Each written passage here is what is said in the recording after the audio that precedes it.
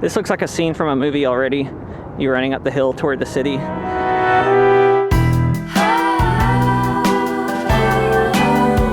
Train is departing.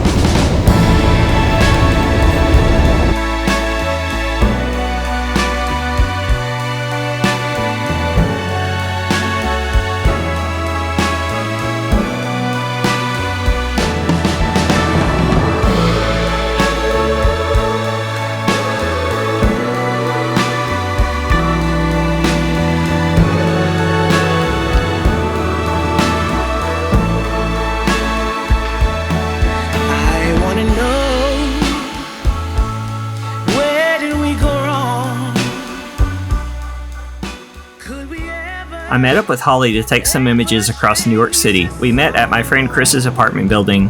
There's a link to his work in a description. It's great. I haven't been to New York City in about a decade, so this was a lot of fun and pretty much an almost new experience.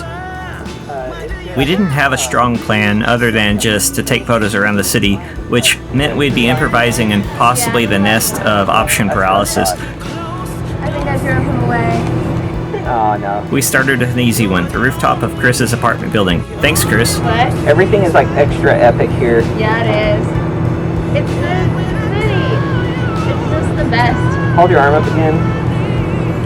There we go. This thing just doesn't like focusing.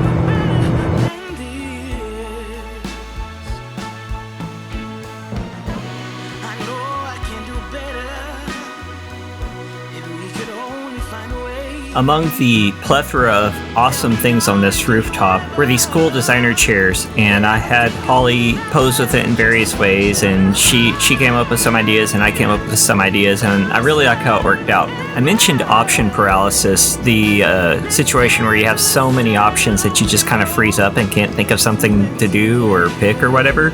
New York is just rife with possibility for that.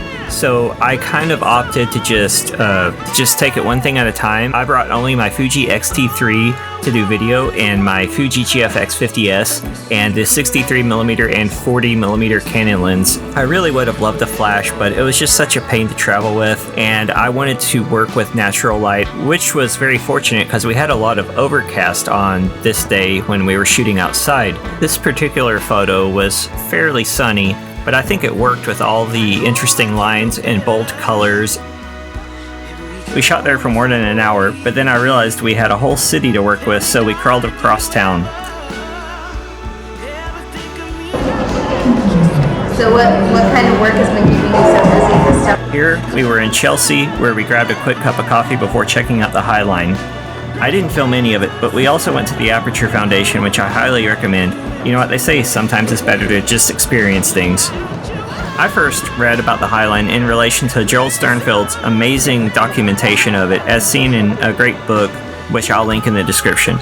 Instead of a too nice urban park, which is what I was worried I would see, I was delighted to see that they had maintained large swaths of its once abandoned glory.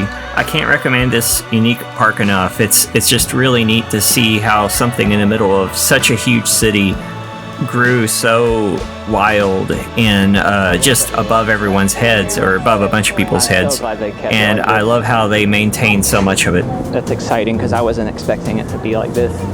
They're really good at preserving things here. Yeah, that's nice considering in East Texas how they Rip it all out. yeah, and let it rot.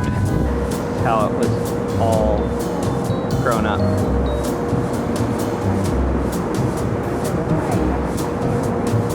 We then headed across town to Roosevelt Island. My agenda there was to photograph at the former Smallpox Hospital and also the Ford Freedoms Plaza.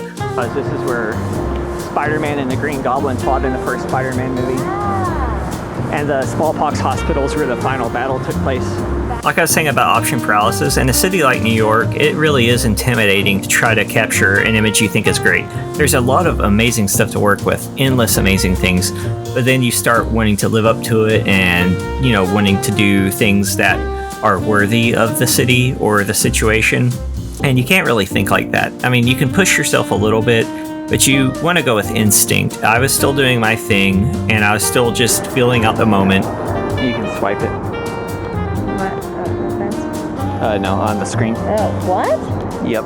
This was a treat. Along this walkway, you could see the Queensboro Bridge, I think that's what it is, in the background. And using my 63mm Fuji lens, I was able to quote-unquote enlarge the background just enough that it gave her a sense of place. Here, I try to take a few photos with a point-and-shoot film camera I brought along. I only got to finish half a roll, but I'll have some of those to share soon, especially on my upcoming DSLR scan video sequel. Check it out in probably about 2 to 3 weeks. I'm working on it. I want it to be good. I keep shutting it off on accident because I broke it when I opened it the first time. No. It's so old. Yeah, it's from 1998 at least. Okay, so I'm going to do one. That's like 2 years younger than me. Oh, that makes me feel old. This open park area may have been my favorite part of the island. Oh, this is going to be good. I'm going to go up there and look with you because this looks amazing. It had these wonderful hills with incredible views of the skyline, and it just felt so cinematic. This looks like a movie, literally.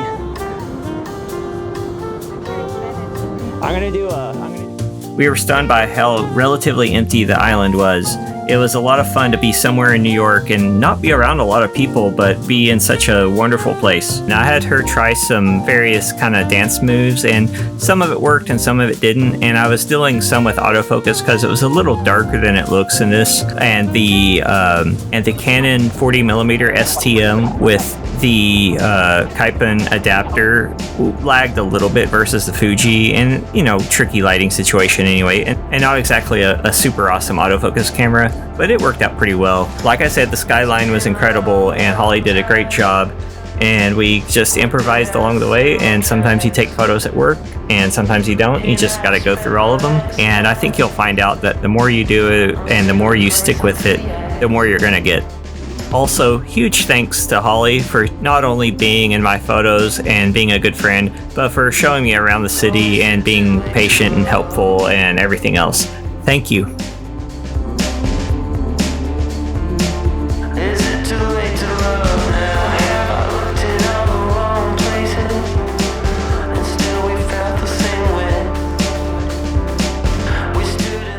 Unfortunately, we just missed the plaza by about 15 minutes. And I didn't get to capture it on this because of how rushed and improvised the situation was. Well, we found this little discarded stone pedestal or something like that, and shook up our changed plans with these photos.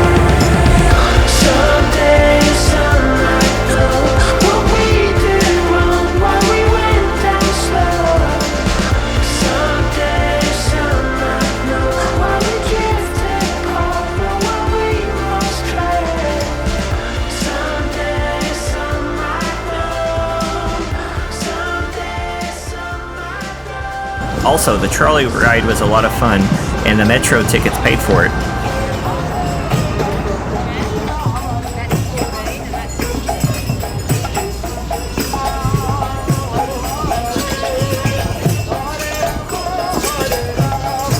The next morning, I checked out the Brooklyn Bridge, which I don't entirely recommend walking across the day after taking 21,000 steps in New York City, but it was cool. From there, I went to the Gagosian, I guess that's how it's pronounced it, gallery, where I got to see a Jeff Wall show in person. I highly recommend it. Holly taught me how to handle the subway, and I barely got lost on my own, thankfully. And that's when the trip got really hectic. Holly and I took some headshots, and also this session using only 2 incandescent lamps, like literally bed lamps.